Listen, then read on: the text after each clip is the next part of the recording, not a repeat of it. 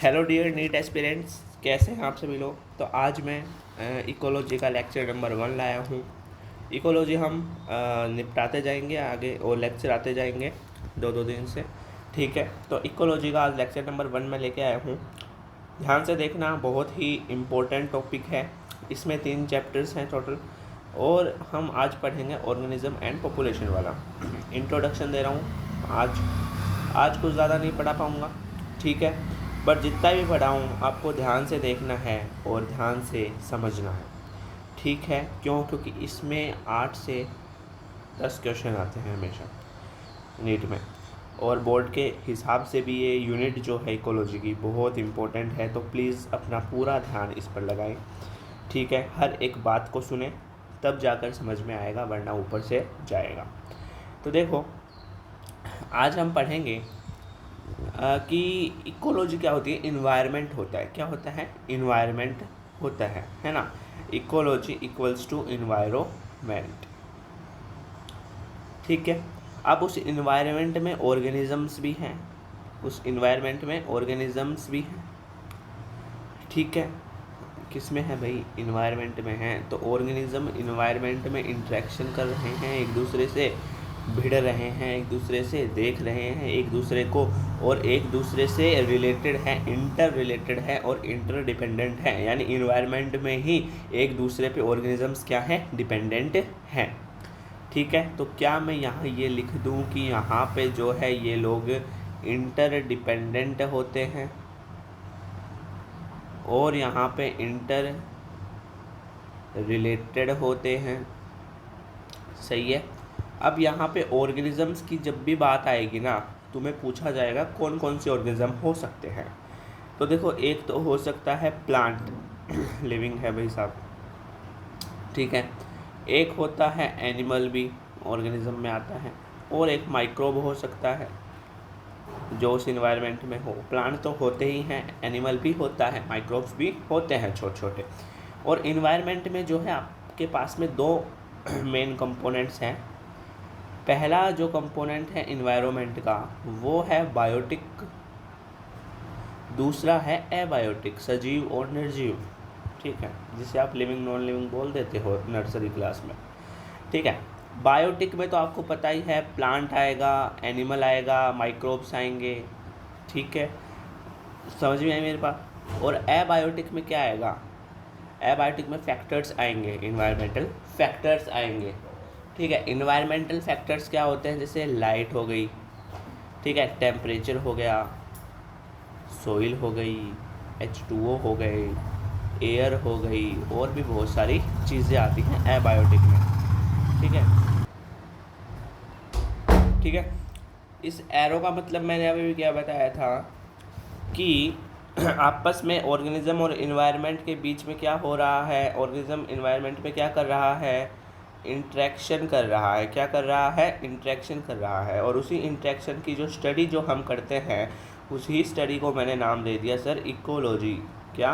Ecology, ठीक है। अब इकोलॉजी यहाँ पे 2 वर्ड से मिलकर बना है, ग्रीक वर्ड से, ठीक है। इकोलॉजी कंपोजिशन हुआ है 2 वर्ड से।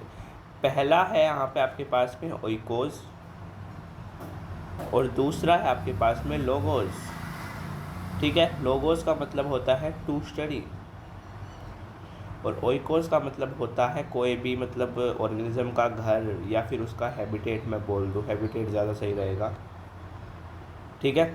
तो उस हैबिटेट की स्टडी, उस ऑर्गेनिज्म जिस हैबिटेट में रह रहा है, उस हैबिटेट की स्टडी को मैंने नाम दे दिया सर इकोलॉजी। अब हैबिटेट कोई भी हो सकता है, फॉरेस्ट हो सकता है, पॉन्ड हो सकता है, ओशियन हो सकता है, डेजर्ट हो सकता है, ग्रासलैंड हो सकता है, कुछ भी हो सकता है जिस हैबिटेट में वो रहता है सर, ठीक है। अब यहाँ पे मैं आपसे एक सवाल पूछना चाहता हूँ, मुझे बताना कमेंट में, क्या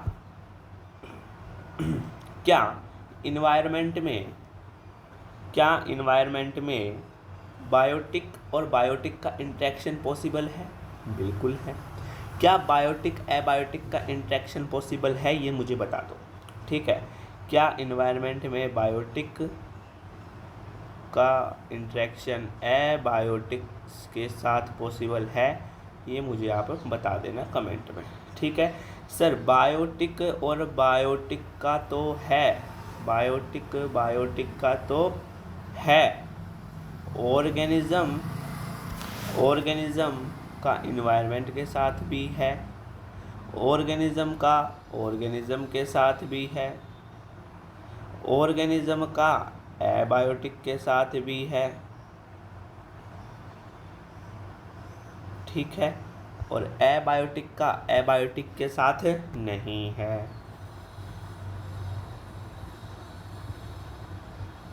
एबायोटिक के साथ नहीं है। अब ये मुझे बता देना आप लोग, है ना, मैं देखूँगा कमेंट्स। हाँ जी, अब मुझे आप लोग आगे चलते हैं, है ना। देखो देखो देखो इंटरेक्शन होने के लिए एक कंडीशन बहुत ज़्यादा नेसेसरी है, क्या कि उसमें अगर आपको एबायोटिक दे रखा है तो ठीक है, कोई दिक्कत नहीं है हमें, बट उसमें कम से कम एक ऑर्गेनिज्म जो है यहाँ पे लिविंग होना ज़रूरी है, मस्ट है। वन ऑर्गेनिज्म तो बेयर मिनिमम है लिविंग होना इन्वायरमेंट को दिखाने के लिए, ठीक है, वरना फिर मैं उसे इंटरेक्शन नहीं बोलूँगा, ठीक है, वरना मैं उसे इंटरेक्शन नहीं बोलूँगा, ठीक है। अब ये इकोलॉजी जो टर्म है वो किसने दी थी? अभी जो इकोलॉजी जो टर्म है वो किसने दी थी? वो दी थी अर्नेस्ट हैकल ने। किसने दी थी? अर्नेस्ट हैकल ने, ठीक है। जो फादर थे इकोलॉजी के, फादर ऑफ इकोलॉजी कौन थे? फादर ऑफ इकोलॉजी कौन थे? वो थे राइटर, राइटर नहीं है, राइटर है, ठीक है। अब मैं बात कर दूं कि फादर ऑफ इंडियन इकोलॉजी कौन थे? कौन? इंडियन इकोलॉजी का बाप कौन था? कौन था? प्रोफेसर रामदेव मिश्रा, प्रोफेसर रामदेव मिश्रा थे, है ना। अब एनसीईआरटी में इनके बारे में लिखा है कि इन्होंने यहाँ पे क्या किया था कि इन्होंने जो है डिपार्टमेंट ऑफ इकोलॉजी, क्या डिपार्टमेंट ऑफ इकोलॉजी खोली थी BHU पे, बनारस हिंदू यूनिवर्सिटी में डिपार्टमेंट ऑफ इकोलॉजी को इस्टेब्लिश्ड किया था, ठीक है। किसके साथ मिलके भाई? इंडियन सरकार के साथ मिलके, विद गवर्नमेंट ऑफ इंडिया, ठीक है। और यहाँ पे गवर्नमेंट ऑफ इंडिया जो थी, जो नेशनल कमेटी थी NCEPC, हाँ, national committee of environmental planning and coordination, ठीक है, ये यहाँ पे जो है किसने करी थी? ये MOEF ने करी थी 1984 में। Ministry of environment and forest बनाया गया था अलग से, ठीक है, कि हाँ भाई हमारी डाइवर्सिटी जो है उसको कंजर्व रखने के लिए कोई बाहर का आके उसको ना चुरा ले, ना उसकी जो है कॉपी कर ले, इसके लिए जो है यहाँ पे अलग से जो है इन्वायरमेंट फॉरेस्ट की मिनिस्ट्री जो है बनाई गई थी, ठीक है। अब उसका जो है थोड़ा सा नामकरण जो है चेंज कर दिया गया था। नाम क्या चेंज कर दिया गया था? बाद में नाम कर दिया गया था MOEFCC, ministry of environment forest, और CC का मतलब यहाँ पे आता है क्लाइमेट चेंज से, CC का मतलब आता है क्लाइमेट चेंज से, ठीक है, घबराना नहीं है, क्लाइमेट चेंज से आता है, ठीक है। अब यहाँ पे एक जो है बहुत इम्पोर्टेंट सी टर्म आती है, बहुत इम्पोर्टेंट टर्म है, ध्यान से सुन लीजिएगा। बहुत इम्पोर्टेंट टर्म्स क्या आती है? ये आती है निके। क्या आती है? निके। निके में यहाँ पे हमने जो है पढ़ा था, पढ़ेंगे इकोलॉजिकल निके। क्या पढ़ेंगे हम? इकोलॉजिकल निके। निके जो टर्म है वो जो है ग्रीनल ने दी थी, ग्रीनल ने टर्म दी, ठीक है। अब यहाँ पे देखो ये क्या होता है, किसी भी ऑर्गेनिज्म का यहाँ पे दो मेन होते हैं, पहला होता है हैबिटेट और दूसरा होता है फंक्शनल रोल। कोई भी ऑर्गेनिज्म हो या कोई भी प्रजाति स्पीसीज हो, उसके यहाँ पे दो काम होते हैं मेनली, ठीक है। पहली आती है उसकी हैबिटेट, वो किस इन्वायरमेंट में रह रहा है, खा रहा है, सो रहा है, रिप्रोडक्शन कर रहा है, अपना मेटाबॉलिज्म मेंटेन करके चल रहा है, किस प्रकार का न्यूट्रिशन ले रहा है, वो उसका हैबिटेट हो गया। अब मैं यहाँ पे बात कर दूँ दूसरा फंक्शनल रोल की। किसकी? फंक्शनल रोल की, जो कि इम्पोर्टेंट है भाई साहब, ठीक है, निके टर्म ही इम्पोर्टेंट है, ठीक है, निके टर्म ही इम्पोर्टेंट है। अब देखो फंक्शनल रोल में यहाँ पे क्या आता है कि किसी भी ऑर्गेनिज्म का जो प्रोफेशन है, किसी भी ऑर्गेनिज्म का या स्पीसीज का प्रोफेशन जो होता है किसमें, इकोसिस्टम में, वही उसका फंक्शनल रोल होता है। ठीक है, किसी भी ऑर्गेनिज्म का जो प्रोफेशन होता है किस, है ना, या फिर कोई भी स्पीसीज का, ठीक है, इकोसिस्टम में, किसमें, इकोसिस्टम में, वही उसका फंक्शनल रोल हम बोल देंगे। अब यहाँ पे देखो निके होने के लिए यहाँ पे जो है 3 क्राइटेरिया जो है इम्पोर्टेंट होते हैं, यानी 3 क्राइटेरिया होने चाहिए बच्चों। देखो पहला क्राइटेरिया कौन सा है अपने पास में, पहला जो क्राइटेरिया है मैं उसको ए से रिप्रेजेंट कर देता हूँ। पहला जो है वो आता है ट्रॉपिक पोजीशन, कौन से लेवल की ट्रॉपिक पोजीशन पे वो यहाँ पे है। ठीक है, ट्रॉपिक पोजीशन मैं यहाँ पे न्यूट्रिशन के बेसिस पे ले रहा हूँ। ठीक है, मैं यहाँ पे न्यूट्रिशनल ले रहा हूँ भैया।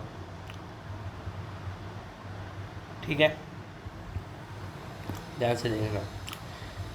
देखो T1 आप लोगों को पता है क्या होते हैं सर, प्रोड्यूसर होते हैं। ठीक है, फिर उसके बाद में आते हैं T2 जो यहाँ पे जो है प्राइमरी कंज्यूमर होते हैं, जिसे मैं हर्बीवोर बोलता हूँ, जिसे मैं क्या बोल दूँ, हर्बीवोर बोल दूँ। अब देखो सब T2 के बाद में आते हैं T3 वाले। T3 वाले होते हैं सेकेंडरी कंज्यूमर। कौन होते हैं, सेकेंडरी कंज्यूमर। ठीक है, जिसे मैं यहाँ पे प्राइमरी कार्निवोर बोल दूँगा। क्या बोल दूँगा, प्राइमरी कार्निवोर बोल दूँगा। फिर उसके बाद में आते हैं यहाँ पे T4। अब ये T4 क्या मामला है, T4 होते हैं यहाँ पे आपके पास में टर्शरी कंज्यूमर। कौन होते हैं, टर्शरी कंज्यूमर, जिसे मैं यहाँ पे टॉप का कार्निवोर बोल दूँगा। क्या बोल दूँगा, टॉप का कार्निवोर बोल दूँगा। ठीक है, अब आप लोगों को ये पता होना चाहिए 6ठी 7वीं क्लास से कि प्रोड्यूसर में 10वीं में भी आया था सिस्टम, आवर इन्वायरमेंट नाम से चैप्टर था एक, लास्ट का 13 नंबर का जो भी था, है ना।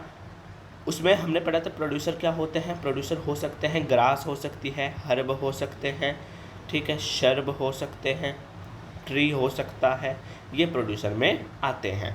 अब यहाँ पे हर्बीवोर क्या हो सकता है, हर्बीवोर हो सकता है रैबिट, कोई भी डियर और गोट, ये यहाँ पे जो है प्राइमरी कंज्यूमर आते हैं। यानी घास को ये सारे खा रहे हैं, यानी T2 डिपेंडेंट है T1 पे, और T3 डिपेंडेंट है T2 पे, और T4 डिपेंडेंट है T3 पे। तो यहाँ पे एक दूसरे पे सभी डिपेंडेंसी शो कर रहे हैं। समझ में आई मेरी बात, यानी ये वाला भाई साहब, ये वाला इस पे डिपेंडेंट है, ये वाला इस पे डिपेंडेंट है, ये वाला इस पे डिपेंडेंट, यानी चारों एक दूसरे पे डिपेंडेंट रह रहे हैं। ठीक है, अगर ये ना हो तो ये भी ना हो, ये ना हो तो ये भी ना हो, ये ना हो तो ये भी ना हो, यानी एक दूसरे पे डिपेंडेंसी शो कर रहे हैं ट्रॉपिक लेवल पे। समझ में है मेरी बात। अब यहाँ पे दूसरा क्राइटेरिया क्या बोलता है, दूसरा क्राइटेरिया बोलता है रिसोर्सेज इट यूटिलाइज, यानी जो रिसोर्सेज वो यूटिलाइज कर रहे हैं उन पे भी उनका निके जो है क्या करता है, डिपेंड करता है। फिर तीसरा क्राइटेरिया है टॉलरेंस की रेंज। अब टॉलरेंस रेंज में यहाँ पे आपके पास में आती है कितना टेम्परेचर, है ना, कितनी pH तक, कितनी सॉल्ट वो जो है कंज्यूम करते हैं, वगैरह वगैरह, ये निके आता है ना। सबसे इम्पोर्टेंट तो क्राइटेरिया आपके पास में ट्रॉपिक वाला ही है, इसको याद रख लेना, है ना, ये आपके काम आएगा। ठीक है, अब मैं कुछ इम्पोर्टेंट से पॉइंट डिस्कस कर रहा हूँ, ठीक है, निके के बारे में, वो आप लोगों को जो है फटाफट से सुनने हैं, और उसका जो है आंसर मैं हाँ या ना में पूछूँ वो बता देना है। ठीक है, तो मैं यहाँ पे लिख लूँ बुलेट पॉइंट, बुलेट पॉइंट्स को मैं इम्पोर्टेंट पॉइंट्स बोलता हूँ। ठीक है, बुलेट पॉइंट्स हम लिख रहे हैं अभी फ़िलहाल। पहला जो पॉइंट है कि एक सिंगल हैबिटेट में बहुत सारे निके हो सकते हैं, हाँ या ना, बिल्कुल हो सकते हैं, क्यों नहीं हो सकते, बिल्कुल हो सकते हैं। ठीक है, तो सिंगल हैबिटेट में यहाँ पे जो है मल्टीपल निके हो सकते हैं। ठीक है, मल्टीपल निके हो सकते हैं। ठीक है। फिर यहाँ पे एक बात आती है कि निके जो होते हैं दो डिफरेंट स्पीसीज़ के, वो एग्जैक्ट सेम नहीं हो सकते, बिल्कुल नहीं हो सकते एग्जैक्ट सेम। कैसे होंगे दो स्पीसीज़ के एग्जैक्ट सेम? दो स्पीसीज़ तो अलग अलग है, अलग अलग जीनस है, अलग अलग किंगडम है, अलग अलग फाइलम। चलो किंगडम सेम होगा, जीनस तो अलग अलग है, बोलो हाँ या ना। उसके अंदर जीन्स, उसके अंदर क्रोमोसोम, उसके अंदर डीएनए का स्ट्रक्चर तो अलग अलग है सभी का, ठीक है, तो सेम नहीं हो सकते। तो जो निके होंगे दो डिफरेंट स्पीसीज़ के, वो एग्जैक्ट सेम नहीं हो सकते, ठीक है। एग्जैक्ट बोला है, सेम हो सकते हैं, एग्जैक्ट नहीं होंगे एकदम से, ठीक है। जैसे अपनी जो है फिंगरप्रिंट्स हर एक की यूनिक होती है इंडिया में, हर एक इंसान की जो है फिंगरप्रिंट यूनिक होती है। तो मैं यहाँ पे बोल दूँ क्या सेम होती हैं? हो सकती हैं, एग्जैक्ट सेम नहीं हो सकती। उसी प्रकार से निके दो स्पीसीज़ का, दो आदमियों का मान लो फिंगरप्रिंट सेम नहीं हो सकता, सेम हो सकता है, एग्जैक्ट सेम नहीं हो सकता। वैसे ही इनका एग्जैक्ट सेम नहीं हो सकता, ठीक है। अब निके जो है, निके की जो ओवरलैपिंग हो जाएगी, अगर निके ओवरलैप हो जाएगा तो कंपटीशन हो जाएगा, दो स्पीसीज़ आपस में लड़ लेंगी, आपस में कंपटीशन होगा, एक रिसोर्स बचेगा तो एक उसी रिसोर्स के लिए दो स्पीसीज़ में कंपटीशन होगा। कंपटीशन में डिटेल से आगे पढ़ेंगे, बहुत इंपॉर्टेंट टॉपिक कंपटीशन में, ठीक है। तो निके की जो ओवरलैपिंग है,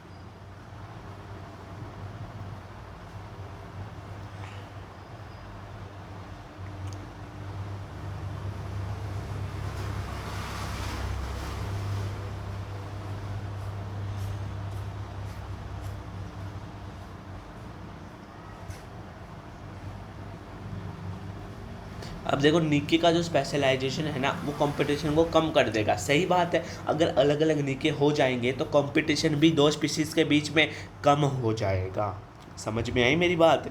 तो यहाँ पे जो है निके स्पेशलाइजेशन बहुत ज़रूरी होता है, ठीक है। तो नेक्स्ट हम बात करते हैं इकोलॉजिकल हायरार्की। इकोलॉजिकल हायरार्की क्या होती है? इकोलॉजिकल हायरार्की होती है एक सीक्वेंशियल अरेंजमेंट।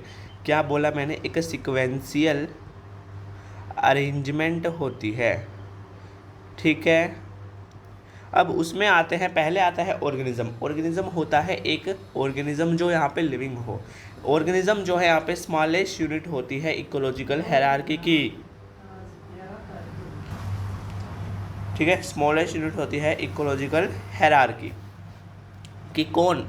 ऑर्गेनिज्म, ये बात याद रख लेना, ठीक है। अब यहाँ पे ऑर्गेनिज्म में सेल होता है। सेल क्या कंट्रोल करता है? ग्रोथ, मेटाबॉलिज्म, कॉन्शियसनेस और रिप्रोडक्शन। यूनिसेलुलर हो सकता है, मल्टी सेलुलर हो सकता है, स्मॉल हो सकता है, लार्ज हो सकता है, उसकी बर्थ होगी और उसकी डेथ होगी। सेक्स उसका क्या होगा? मेल होगा और या फीमेल होगा, ठीक है। लाइफ स्पैन उसकी कितनी चलेगी, वो यहाँ पे आती है ऑर्गेनिज्म में। अब पॉपुलेशन होती है कोई भी एक पर्टिकुलर स्पीसीज़, कोई भी एक पर्टिकुलर स्पीसीज़ है पॉपुलेशन, कोई भी एक पर्टिकुलर एरिया में। मैंने यहाँ पे लाइन क्या लिखी है?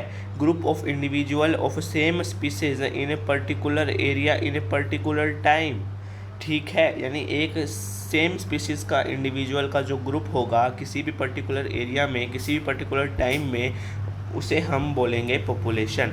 उसकी बर्थ रेट होगी, डेथ रेट होगी, उसका सेक्स रेशियो होगा, उसका सेक्स रेशियो क्या होगा, है ना। कितने मेल पे कितने फीमेल जन्म लेती हैं, कितने फीमेल पे कितने मेल जन्म लेते हैं, है ना।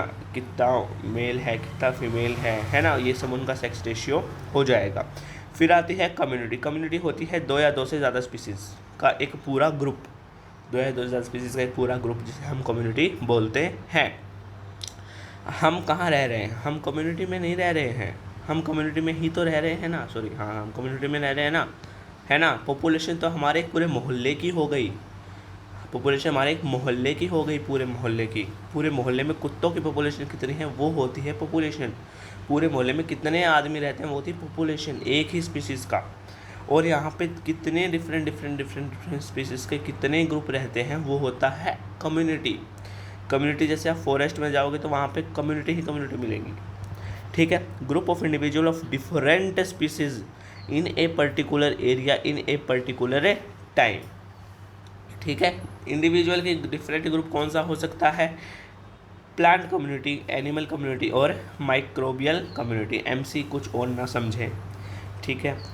और ये सारे मिलकर क्या बना देते हैं? बायोटिक कम्युनिटी बना देते हैं, जो यहाँ पे सजीव जिसे हम बोलते हैं। अब आता है इकोसिस्टम, सबसे इम्पोर्टेंट है। इकोसिस्टम क्या होता है? सारे एबायोटिक और सारे बायोटिक का सम। कितने एबायोटिक हैं, कितने बायोटिक है, वो सारे मिलाकर इकोसिस्टम में बना देते हैं, ठीक है। इकोसिस्टम इनसे ही बनता है। अब बायोटिक का इंटरेक्शन होगा एबायोटिक से, तो यहाँ पे एक फिजिकल स्ट्रक्चर डेवलप होगी, और उसी फिजिकल स्ट्रक्चर को मैं क्या बोल देता हूँ? इकोसिस्टम बोल देता हूँ। क्या बोल देता हूँ? इकोसिस्टम बोल देता हूँ। अब मैंने यहाँ पे समझाने के लिए दो लिए हैं अलग अलग इकोसिस्टम। पहला इकोसिस्टम लिया है फॉरेस्ट इकोसिस्टम, दूसरा लिया है ग्रासलैंड का इकोसिस्टम, ठीक है। पहला मैंने कौन सा लिया है? फॉरेस्ट, दूसरा लिया है मैंने ग्रासलैंड का इकोसिस्टम, ठीक है। अब यहाँ पे ये देखो ओवरलैप कर रहे हैं, आपको दिख रहा होगा ये क्या कर रहे हैं? एक दूसरे पे ओवरलैप कर रहे हैं। अब यहाँ पे ये देखो, ये जो ओवरलैपिंग जो रीजन है ना, अब इसी ओवरलैपिंग रीजन को मैं बोल दूंगा इकोटोन। क्या बोलते हैं इसको? इकोटोन बोलते हैं। क्या बोलते हैं? इकोडोन नहीं, इकोटोन, ठीक है। इस ओवरलैपिंग रीजन को मैं इकोटोन बोलता हूँ, ठीक है।